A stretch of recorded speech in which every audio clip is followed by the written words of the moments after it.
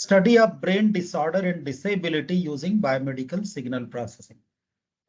We have attended, we have done a number of lectures on cognitive science, biomedical application, biomedical signal processing, different modalities of brain signal, the applications of brain computer interface, P300 BCI, and so on.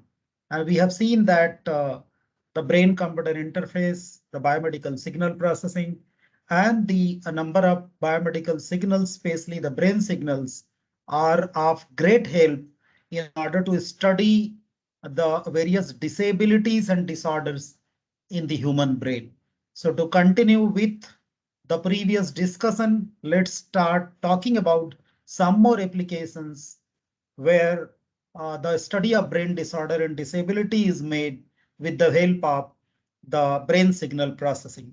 So this is a typical diagram or a picture where you can again see that based on the application, we can capture the modality, be it EEG, ECOG, or local field potential. We get the subject, we collect the data, we pre-process, we extract the features, and then at this stage, we have already talked about either we can reduce the number of features, but before that, we can also reduce the number of channels. And once the feature sets are finalized, those are converted into feature vectors, and the feature vectors are then subjected to a number of other tools. And finally, we classify the data and we analyze whether the data is of Alzheimer's person, Alzheimer affected person, whether the data is of mild cognitive impairment subject, or the data is of healthy person or a healthy subject. So that is the general purpose understanding and signal processing flow, especially the biomedical signal processing, which is essentially used to analyze the different disorders and disabilities. So this was the, a few slides where I was little fast in the previous lecture. So let's just do two, three more slides, which we had already covered in the previous lecture, and then continue. So we generally use computer-aided diagnosis for depression and disorder analysis. We can have any kind of system, any kind of method that can be provided by the computer-aided diagnosis system. We know that EEG signals are complex in nature. They are generally nonlinear and non-stationary, and therefore understanding and interpreting the EEG signal is extremely difficult task. So therefore, a number of methods, either linear, nonlinear methods are available. Linear methods generally do not exhibit the complex dynamic variation because the basic nature of EEG signal is complex and nonlinear. So when we choose linear method for analysis, the dynamic variation and dynamic characteristics of EEG signal might not be interpreted very well. And the chaos theory and the nonlinear dynamic methods, therefore, are recommended as a better methods for extracting the suitable EEG signal features. And those features are used by the computer-aided diagnosis in order to study different kinds of depression and disabilities. So the CAD system is simple to use, where the different stages will be there. All stages will be automated stages inbuilt with the different ML and AI models. And the clinicians and the radiologists or the physicians can actually work with the CAD system very effectively and comfortably, and that CAD system can help them in their diagnosis and treatment process. So this is general purpose, the diagram where you can say this is a CAD where the data input is captured from a number of channels like EEG, and this may be ERP as well. When we use auditory oddball task or other paradigms, you have seen RC paradigm. There are different paradigms of the stimulators. So we can either have EEG or P300 ERP signals or EEG signals. So we take them to the pre-processing using suitable filter. The filter may provide the appropriate and the meaningful the signal, which can be subjected to a different feature extraction method, where you can extract either time domain or frequency domain, or in both domain we can extract the features. Similarly, about extracting the features, we can even group the different channels, and then which are the channels which are bringing the information from frontal area, which are the channels which are bringing the information from central area or parietal area. We can then decide which area is important for us based on the application, and then appropriately features are selected, and then using a suitable the classifiers, we actually classify the data into whether the candidate or a subject is suffering with some depression like schizophrenia or some Alzheimer's disease, or is a human a healthy person or healthy subject. So this is the approach where if you remember last time we were trying to understand this, the depression as per a WHO report, it affects more than 350 million people of all ages. Because you are planning to do something on the psychology, so you need to understand this, the psychological impact is also a factor that causes a depression. Like during COVID-19, the pandemic, a lot of impact was psychological impact. Because of that, thousands of people went through the depression and the stress stages. So 350 million people are, especially of all the ages, the depression affects these number of people, making it as one of the most prevalent global disease. This is estimated that the largest population of people suffering from depression are women aged between 18 and 45 years. So you can see that a lot of young women, lot of adult and young women are also suffering with the depression. Due to the ignorance, many people simply ignore that there is nothing like, the depression as a disease, depression as a disorder. Untimely detection is there. They don't actually go for the screening, go for the test, and therefore misdiagnosis or improper medication. People suffer from the disease worldwide. Untreated depression may lead to suicidal attempts also. So suicidal, attempt is nothing but a psychological impact where the person undergoes with very much negativity and negative psychological impact, and person decides to commit suicide.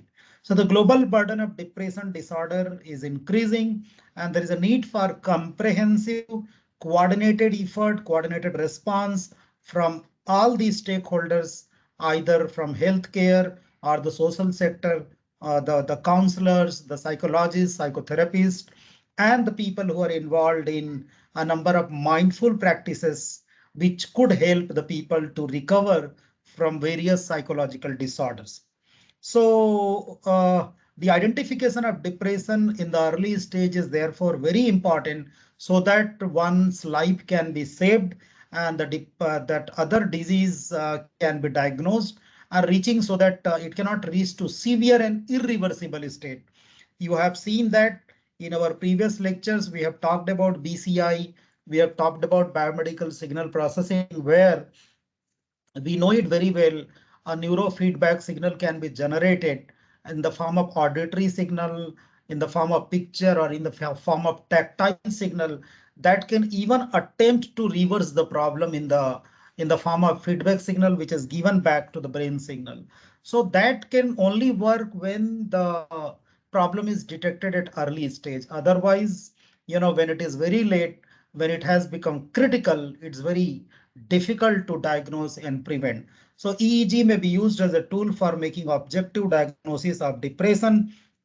These are some diagrams where the normal left, the left brain EEG signal when the case is normal, and when the case is abnormal, you see the variation in the EEG signal. And we know the all the natures related to alpha, beta, gamma, theta, and beta, and based on the normal waves or waves, brain waves of all the normal persons and subjects, comparatively, it can be analyzed, and it could be, decided or determine that what could be the cause of the variation in the EEG pattern or the waves, and accordingly, detection can happen. So this is a general purpose diagram. I do not need to repeat that there are two stages. training and testing stages, which are used in detecting the and treatment of the brain disease and disorder. And there are studies that report that patients with depression have hemispheric actually asymmetry in their brain signal. Hemispheric asymmetry is found in the brain signal in comparison with non-depressed subject. So whenever you go to a particular person, there the signals will have the asymmetry. The decrease in complexity of brain functioning in patients with the depression is sign of lower level of interaction with the environment. So when you find that there is a decrease in the complexity, in general, you know that the brain functionality is very complex. But if there is any decrease, if there is any decrease, that's a sign of depression and actually lowers the level of interaction with the environment. The subject or a patient who is suffering with this difficulty, always exhibits or expresses apprehension to be, mixing with or interacting with the environment, his friends, family, and other people. EEG dynamics is more predictable and that is less complex as well, and in depressed patient than in the normal subject. The patient differ significantly in their dynamic response to the therapeutic interventions during first and the recurrent episode. EEG signal asymmetry at the alpha band. This is what I was trying to tell you, that biomedical signal, where does it come into picture?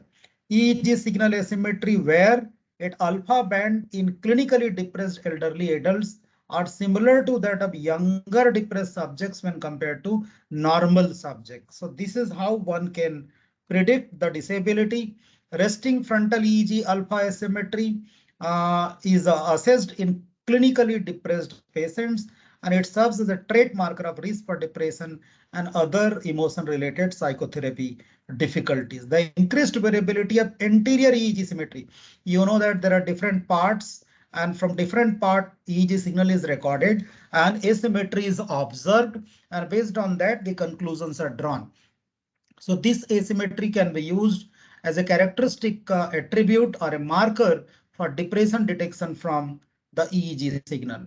Even though multiple courses of antidepressant are used to treat individuals with the depression, but medication, to what extent you'll go for medication. So the relationship between early treatment and brain's response to future treatment is generally not known, but yeah, at least the early treatment, the early detection can help the person to save the life. So there are a lot of medicines also affect the mental health, and the depression is one of the reason for that also. The effects of drugs on EEG vary and are often dose dependent. How much dose one can actually can tolerate and can sustain with. The effects of drugs include accentuation of beta activity. So when there is an overdose of drug, or the how does drug effects, accentuation of beta activity is reported. Background slowing and decreased amplitude and frequency of alpha rhythm, that is intermixed with theta and delta activity. So this is how with the help of beta, theta and delta activities, yeah, the particular pattern, one can study the effect of drug in the person who is undergoing the depression disorder. The most common changes in EEG characteristics due to medication are slight increase of theta and excess beta activity.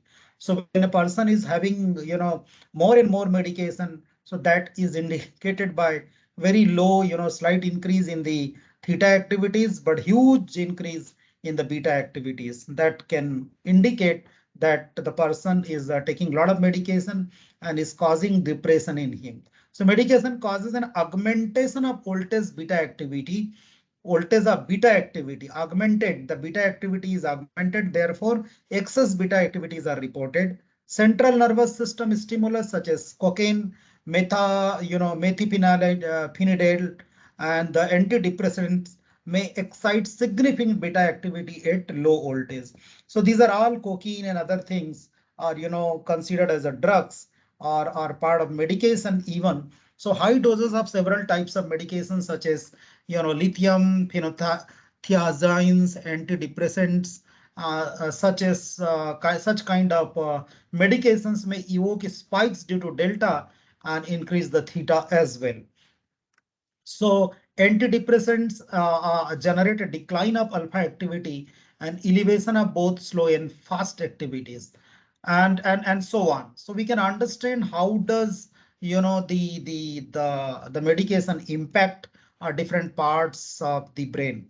So what the methods which we were discussing about to study these disorders and disabilities, there are different types of methods like linear method, which is not considered as a good one, but linear methods can also be tested and can be used in order to study. So bilateral increase in frontal lobe alpha band activity, an increase in the frontal beta band activity, and a reduction in slow wave activity during sleep have been observed by different researchers.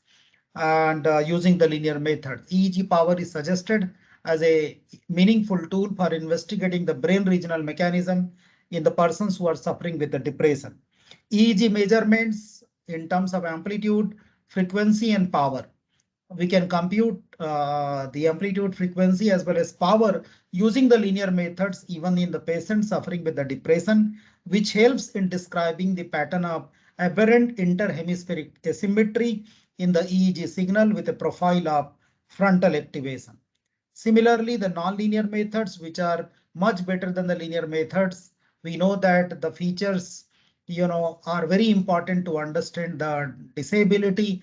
And we also know that the EEG is a complex in nature. So therefore, the nonlinear methods can actually help in understanding the problem more, deeply. Linear methods may not be able to exhibit complex dynamic variations obtained from the highly complex and nonlinear depressed brain system.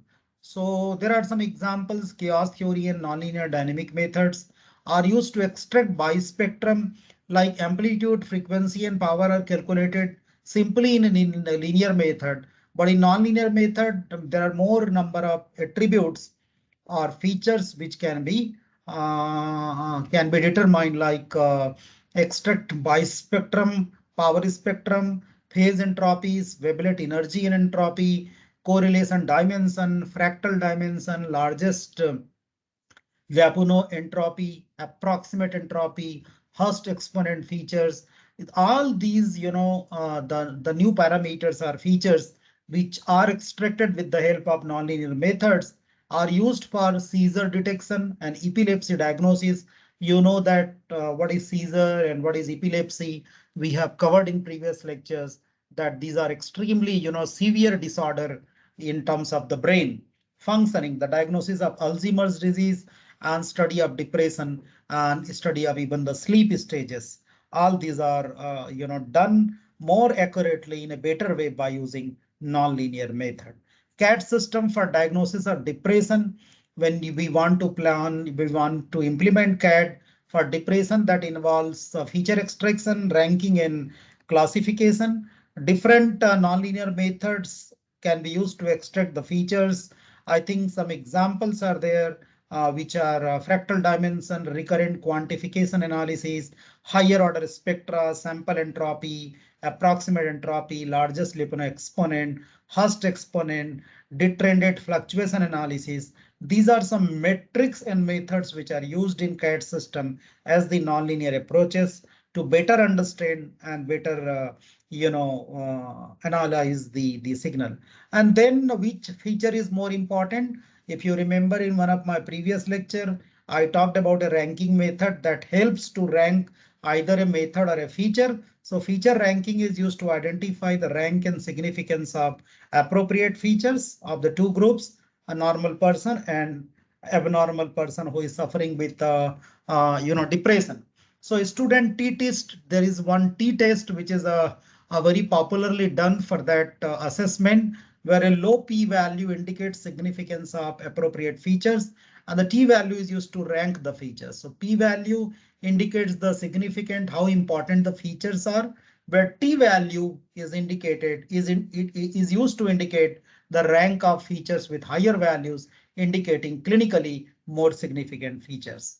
Highly ranked features are then given as the input to classifiers such as SVM, decision trees, or k nearest neighbors, because we are choosing most appropriate and most highly ranked features, so that can also help us in reducing the computational complexity as well as reducing the processing time. So there are studies which report nonlinear methods like wavelet-based energy method, entropies to extract EEG signal using ANN and other methods that can help to classify the depression behavior with the normal behavior. The frontal lobes of the brain, left and right, are compared in EEG full band and subbands with the goal of discovering relevant features. The enhanced probabilistic neural network, EPNN, is also used to differentiate healthy EEGs.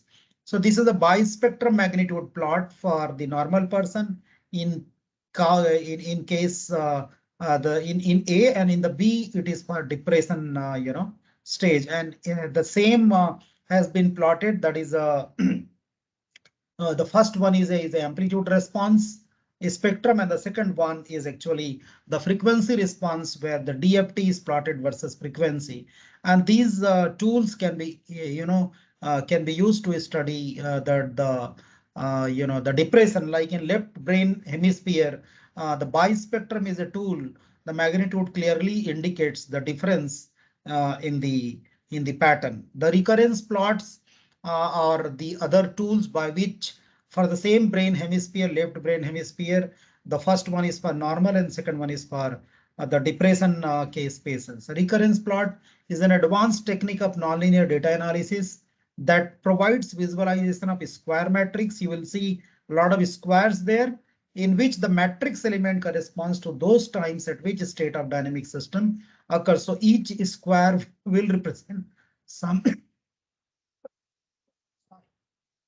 each square will represent some dynamic mental activity. Talking about rehabilitation, people with severe neurological impairments, they actually face many challenges in sensory motor functions. They are unable to move. They are unable to, connect with the motory task with their sensor input, and communication also. They are, they have difficulty in communicating with the outside world. An increased demand for therefore advanced adaptive and such kind of rehabilitation technique is there. So studies have developed a number of BCIs that aims of providing means of communication to the functional rehabilitation. Ongoing research on non-invasive EEG-based BCI that can help in enhancing the communication so that the rehabilitation can help the people who are either in the old age or having certain disability. So the emphasis is on to develop the approaches that can help severely paralyzed, locked in patients who can regain communication using three different BCI modalities, either slow cortical potentials, sensory motor rhythms, we call it as SMR, and P300 potentials as operational mechanisms. So these are the mechanisms or the modalities which are used in rehabilitating the patients who have been severely paralyzed or suffering with severe disabilities. Slow cortical potentials, sensory motor rhythms, and P300 potential. We have had enough discussion on P300, potential. So this is one example that indicates the severe disabilities related to stroke and Parkinson's disease, autism spectrum disorder, dementia, and learning memory deficit. Dementia is something where the loss of memory is affects the person. Aphasia, I mean dyslexia, and related speech disorder, motor impairment is there. That is actually, that belongs to this particular part of the brain. So there are this diagram is actually indicating the severe disorders and disabilities in terms of sensory motor, activities and sensory motor functions of a person. So neurological rehabilitation, called as rehab, is a doctor supervised program which is designed for people with diseases, injury, or disorders of nervous system. Neurological rehab can often improve functionality, can also reduce symptoms and improve the well-being of the person who is suffering. Injuries, infections, degenerative diseases, structural defects, tumors and disorders in circulatory systems can impair the nervous system. The vascular disorder such as ischemic strokes caused by blood clots, and then there is another term called as hemorrhagic strokes caused by bleeding in the brain, then subdural hematoma, and transient ischemic attacks, that is TIAs. So these are the severe difficulties, trauma such as brain and spinal cord injury, and infections such as encephalitis, polio, brain abscess, structural and neuromuscular disorders such as Bell palsy, cervical spondylitis, brain and spinal cord tumors, peripheral neuropathy, muscular dystrophy, etc. Functional disorders such as headache, seizure disorder, dizziness, and neuralgia. Degenerative disorders include Parkinson's disease, multiple sclerosis, and amyotrophic lateral sclerosis called as ALS, and Alzheimer's disease. So this diagram is not, a new diagram. We have used this kind of picture in all our previous lectures, that how do we use the rehabilitation to cure a person, to reverse the disorder or disability, where the imagery is captured, EEG is recorded, then we decode, we apply suitable electronic circuit signal processing, feature extraction, classification, then either we generate some control signals that can be either artificial intelligent controlled vehicles, or BCI controlled wheelchairs, or robotic arms, robotic legs, etc.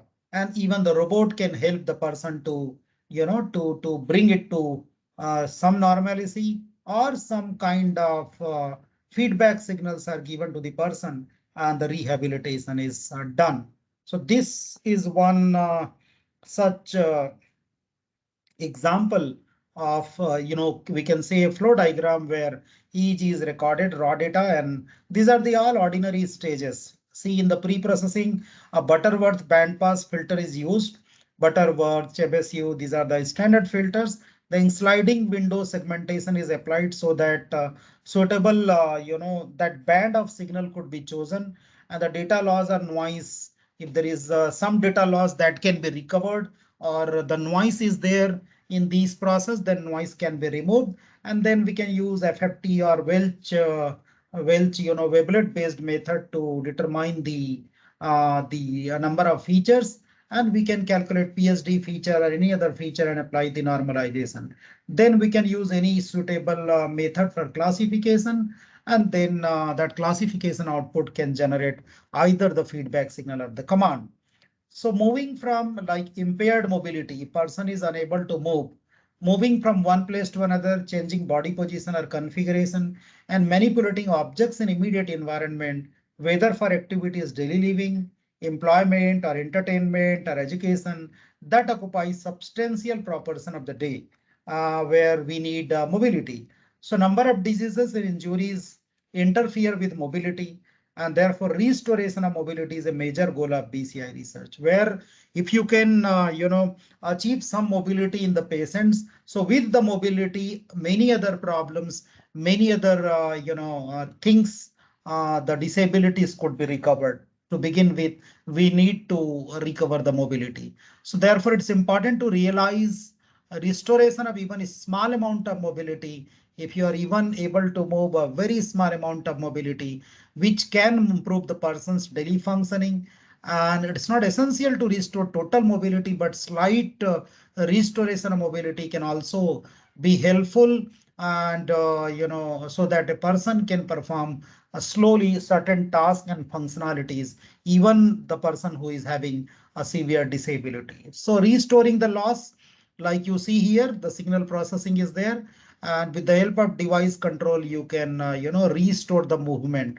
Like amputation of one or more limbs due to trauma, vascular disease, or therapeutic purposes in the cases of some cancer or infection is another cause of decreased mobility or decreased ability to manipulate the immediate environment. So this could be, the restoration of mobility could be achieved. And as far as the stroke patient is concerned, BCI we have seen is used to supplement, augment, restore. If you remember, a number of functionalities are there. So one of the functionalities, supplement, is a standard neurorehabilitation therapy to improve the functional outcome and provide the recovery. Physical, occupational, speech and language therapy either physically or occupationally or speech, to say something in his ear or to, convey some language, particular language to the person. So these are the therapies which are commonly used in the rehabilitation of persons who are suffering with the stroke. Recognizing the brain's capacity for activity dependent plasticity, newer rehabilitation therapies seek to modify injured brain areas or encourage non-injured brain areas to assume functions of injured areas. BCIs also contribute by encouraging the return of brain activity that can enable voluntary control of limbs and also strengthen the functional neural pathways that has created the problem for mobility. So that can provide some pathway by pairing the movement intentions with the actual movement. Next one is epilepsy care. The management of other neurological or psychiatric illness can also be made possible. People with epilepsy, cortical surface recording are generally used. Cortical surface recording, CSR, can be used to detect the abnormal activities associated with seizures and trigger stimulators to suppress the activity before seizures become clinically apparent. The system directly detects and affects the brain activities, and such BCI can predict impending, the seizure might provide a warning ahead of time or even abort the seizure by producing appropriate stimulation. So either a warning can be generated or even it can be aborted, because seizures are very dangerous things where there is a, there might be loss of life directly. Other disorders are there, like there are some other disorders. BCIs might be combined with neural stimulation technologies for a variety of closed loop application.